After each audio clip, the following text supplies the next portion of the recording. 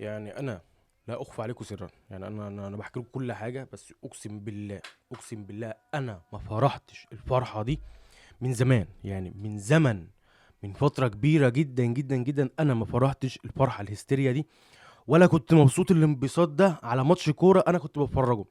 انا عموما اي حد لما بتفرج عليه، او اي منتخب، اي فريق بتفرج عليه بخلاف النادي الاهلي، انا بشجع الكره الحلوه. يعني انا حتى في افريقيا لما بيكون فريق تاني غير النادي الاهلي بيلعب، انا ممكن ما اشجعش الفريق التاني لكن ولا اشجع الفريق الاولاني. يعني لو الزمالك بيلعب في افريقيا او المصري او اي فريق تاني، انا ما بشجعش الفريق بتاع ابن بلدي. انا ممكن لو يعني خلاص انحست قوي لو في اي حاجه، يعني لو الزمالك محتاج يخسر عشان الاهلي فانا اشجع الفريق التاني. انما في الطبيعي انا ما بشجعش اي فريق في غير النادي الاهلي. انما مصر في افريقيا انا كنت بشجعها، بس من الاداء العك اللي كان بيحصل وكل حاجه كانت في الملعب بتقول ان احنا بنلعب وحشين، انا ما كنتش بشجع مصر بقدر الامكان قوي. يعني انا ما كنتش بشجع مصر اللي هو قتيل قوي ان مصر تكسب، ولا ان لو جت هجمه لمصر اصيح عليها قوي، ولا ان لو جت فرصه ضد مصر اصيح عليها قوي، ولا الكلام ده كله. انا كنت بتفرج عادي، بتفرج زي اي مشجع طبيعي عادي خالص. انما ماتش المغرب والسنغال ده لا لا لا، ده حاجه تانية، اقسم بالله والله العظيم حاجه تانية. انا ما فرحتش الفرحه دي ولا هيصت بالكميه دي. يا جدع ده لما الكره اتحسبت ضربه جزاء، خلينا بس نرجع الاول للجون اللي اتلغى للسنغال. الكره دي يا جدعان جون 100%، بس معروفه ان المغرب كانت ان هي من اول البطوله ماشيه بالحكام، فكان طبيعي جدا ان الحكم يلغي لهم الجون ده. يا جدع ده حتى الحكم، يعني الحكم ما راحش للفار يبص عليه. فانت متوقع ايه من بقيه الماتش؟ الكرة ديت انا صوتي اتنبح فيها من كتر الزعيق، وان ازاي ما تتحسبش، وان ازاي الحكم يعديها كده، وان ازاي ان هو ما يروحش للفار من الاساس. يعني لعيبه السنغال كانت هتاكل الحكم بسبب الكوره دي، ان هو ازاي ما، يعني انت ازاي ما تروحش ان انت تشوفها في الفار. يعني انت ما روحتش اصلا تشوف الفار، ولا حتى اديت فرصه ان بتوع الفار يراجعوا الكوره. لا هو على طول صفر فاول وحكم ومشي الدنيا على طول وخلاص. وجه ضربة جزاء في الدقيقة 98 للمغرب، ضربة جزاء مشكوك في صحتها مليار المية. ضربة جزاء كان وارد انها تعدي عادي، مش مستاهلة يكون في ماتش نهائي في اخر الثانية وتتحسب. يعني انت اصلا اعتبرها يا عم التحام من الملعب اللي كان بيحصل عادي جدا. كان وارد كتير في التحامات بتحصل في الملعب وكنت بتعديها، اعتبرها التحام. انما هي مش ضربة جزاء، يعني هي اصلا مش ضربة جزاء. انا يعني انا من يعني من زهقي ومن الزعيق اللي جوايا، انا اقسم بالله ما هيصت كده على ضربة جزاء ظلم، وقلت اللي طلعت كل اللي جوايا. يا جدع اقسم بالله انا كنت حاسس ان انا كنت قاعد في السنغال. يعني انا كنت حاسس ان انا كنت بشجع، من كتر ما انا حبي للسنغال كان بشجعه اكتر ما بشجع منتخب مصر في افريقيا. يعني انا كنت بشجع السنغال اكتر ما كنت بشجع مصر في افريقيا. قسما بالله كنت بشجع السنغال يا جدع من قلبي. ليه بقى؟ لان المغاربه، يعني هم المغاربه من اول البطوله وهم كانوا كويسين، من تالت ماتش من ماتش، من بعد ماتش جنوب افريقيا وهم ما تعرفش ايه اللي حصل لهم، اتشقلبوا اتشعوذوا، ما تفهمش. كل ده كان عادي، شجع اللي انت عايزه. يا عم شجع بنين يا عم عادي، شجع كوت ديفوار عادي، شجع السنغال يا عم زي الفل وعلى قلب زي العسل.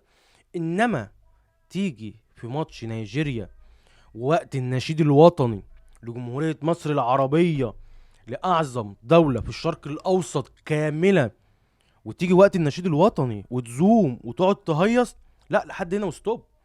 يعني لحد هنا وستوب. احنا جمهور مع بعض ماشي، تشجع منتخب ضدي ماشي، تشتم لاعيبتي وتزوم عليها ماشي، تطلع صحفيين في المؤتمر الصحفي لحسام حسن ويقولوا كلام وحش ما ينفعش كصحفي يقولوا في الاعلام، وعديناها. تزموا في الملعب على جمهور ماشي. انما تيجي عند النشيد الوطني وتزوم عليه، لحد هنا وستوب، لحد هنا وما ينفعش، لحد هنا. وتحط جزمة جوه بقك وتحترم نشيد افخم واعظم دولة في الشرق الاوسط، واعظم دولة عربية في الشرق الاوسط ويمكن في افريقيا كاملة. تيجي عند النشيد الوطني لجمهورية مصر العربية وتقف ساكت، تقف محترم نفسك. انما اللي انتوا عملتوه في الملعب ده كان وساخه وقله ادب. والمفروض فوز الاقجع بتاعكم يكون مدين لمصر باعتذار رسمي على العبث اللي انتوا عملتوه وقت اذاعه النشيد الوطني الاعظم عربيه لاعظم دوله عربيه في الشرق الاوسط وافريقيا. انما العبث اللي انتوا عملتوه ده يندرج تحت بند اللي هي واكلاكم من جمهوريه مصر العربيه. ان انتوا البص بمعنى اصح، ان يعني ايه، الواحد ما بيحبش الدوله اللي كسر عينه، الواحد ما بيحبش الدوله اللي احسن منه. فطبيعي اللي انتوا عملتوه ده يدل على كرهكم لمصر. من الاخر زي ما بيقولوا الهزار بيبين الوساخه اللي جوه القلوب. انتوا الوساخه طفحت عليكم وقت النشيد الوطني لاعظم دوله في الشرق الاوسط وفي افريقيا. فطبيعي كان الشعب المصري كاملا بيشجع السنغال. يا جدع اقسم بالله انا كنت بشجع السنغال من قلبي. اللي هو السنغال بشجعها من قلبي ومش فارق معايا اي حاجه خالص. اللي هو انا عايز السنغال تكسب. انا لما السنغال ضربة الجزاء اتحسبت واللعيبه قالت هننسحب او المدرب قال هننسحب، اقسم بالله انا وكل اللي معايا في الكافيتيريا، يعني كل البني ادمين اللي كانوا معانا في الكافيتيريا اصحابي وغير صحابي، احنا كلنا سقفنا للاقتراح ان هم ينسحبوا من المباراه. ولما رجعوا تاني وساديو ماني اتذكر قال لهم رجعوا ويلعبوا برجوله والكوره اتصدت، يا جدع اقسم بالله انا قمت اتنططت وهيصت وحضنت صاحبي عشان كوره السنغال اتصدت. يعني الكوره دي لما اتصدت انا الانبساط والفرحه والهيصه دي ما عملتهاش من ماتش نهائي القرن قصاد الزمالك في سنه 2020 يوم 27 11. ما عملتش الفرحه دي ولا قمت حضنت صاحبي واتنططت من اخر نهائي قرن بين الاهلي والزمالك يوم 27 11 لما الاهلي كسب الزمالك 2-1. من الماتش ده انا ما هيصتش بالطريقه دي. انا يمكن ما اتفرجتش على اي ماتش للاهلي كل النهائيات اللي كانت بعد نهائي القرن ما فرحتش بيها الفرحه بتاعت ماتش السنغال. ليه؟ لان السنغال تستحق. السنغال تستحق ان هي تاخد البطوله. السنغال تستحق ان هي تكسب فريق ماشي من اول البطوله بالتحكيم، فريق لولا التحكيم ما كانش وصل النهائي، فريق عايش على ذكرى ان هو بطل كاس العالم في مركز رابع، ان هو وصل كوارتر فاينل مع في كاس العالم مع المغرب.